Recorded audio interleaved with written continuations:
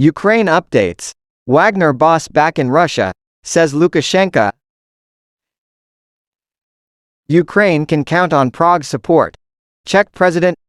Ukraine can count on the Czech Republic's further support as it defends itself against Russia's aggression, Czech President Petr Pavel has said after meeting Ukrainian President Volodymyr Zelensky. On Thursday, Pavel also expressed support for Ukraine's bid to join NATO and the European Union. Ukraine's other land grab. Ukraine is the breadbasket of Europe, and its land is changing hands.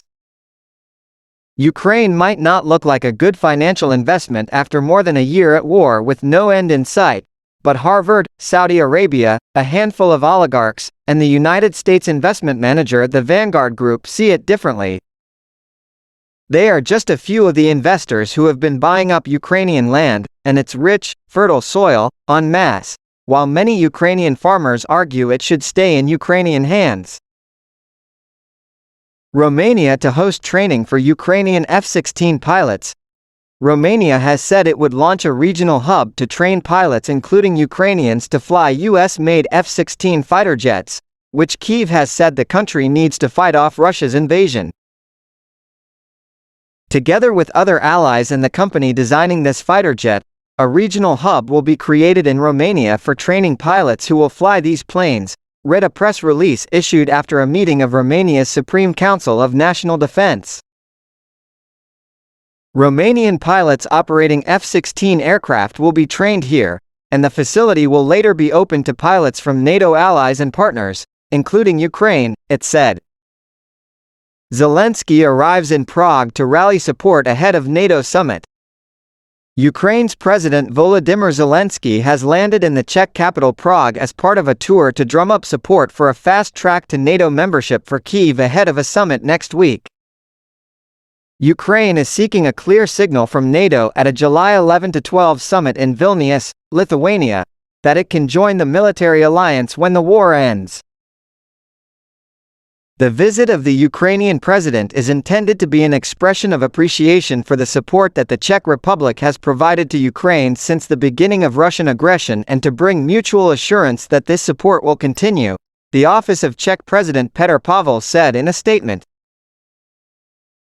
At the meeting, the presidents should coordinate their positions before the NATO summit in Vilnius, where it is expected to discuss, among other things, security guarantees for Ukraine. Ukrainian drone unit works closely with frontline troops. Ukrainian military leaders say their troops are making small advances in the east and south of the country in a counteroffensive against Russia. Moscow's defense ministry says its troops have repelled Ukrainian attacks around Donetsk, killing and injuring dozens of soldiers. Al Jazeera's Ast Beg reports from the front line in the Donetsk region where he met Ukrainian drone units who have been working closely with frontline troops in the counteroffensive against occupying Russian forces. UNESCO condemns bombing of historic building in Lviv. The United Nations Educational, Scientific and Cultural Organization, UNESCO, has condemned the bombing of a historic building in the western Ukrainian city of Lviv and expressed its sincere condolences to the families of 5 victims. This attack, the first to take place in an area protected by the World Heritage Convention since the outbreak of the war on the 24th of February 2022, is a violation of this convention, the UNESCO said, adding that the Russian strike also violated the 1954 Hague Convention for the Protection of Cultural Property in the event of armed conflict. Zelensky arriving in Prague, Czech President's office. Zelensky is visiting Prague on Thursday, the Czech President's office has said, and is due to meet President Petr Pavel in a show of thanks for continued support in Kyiv's battle against Russia's invasion. Bulgarian parliament approves declaration supporting Ukraine joining NATO. The Bulgarian parliament has approved a declaration in support of Ukraine's NATO membership after the end of the war by a majority of 157 votes. A total of 57 representatives of the pro-Russian Socialists and the nationalist and pro-Russian party Vysrashdan, Rebirth, voted against the measure.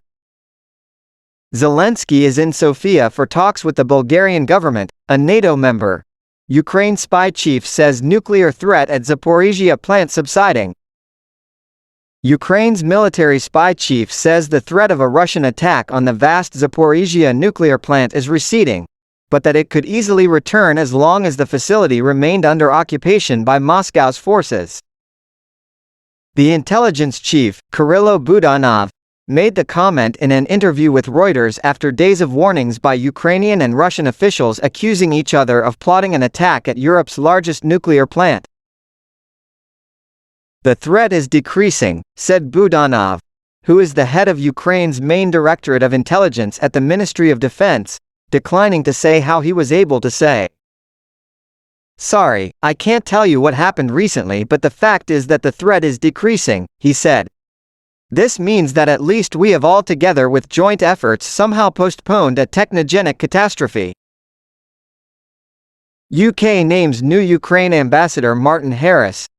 Melinda Simmons is leaving her post as the United Kingdom's ambassador to Ukraine, the UK Foreign Office has said.